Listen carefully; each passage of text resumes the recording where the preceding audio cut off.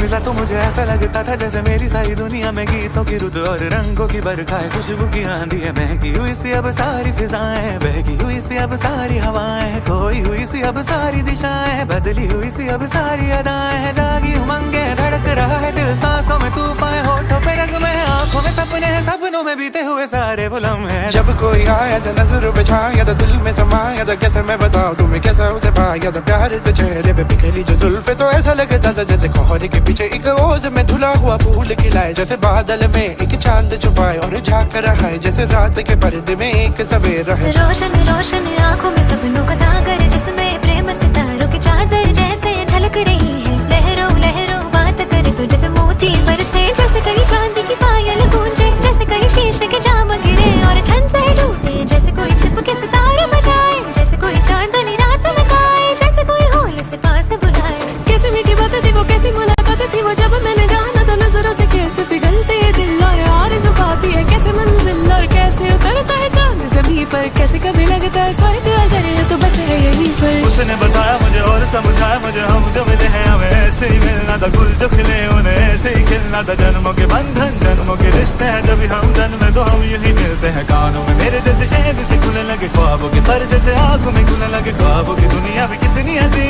और कैसी रंगी थी, ख्वाबों की दुनिया जो कहने की थी पर कहीं भी नहीं थी। ख्वाब जो टूटा मेरे आँख जो खुली, मेरी होश जो आया मुझे, मैंने देखा मैंने जाना वो जो कभी आया था, नजरों पे छाया था, दिल में समाया था, जा भी चुका है और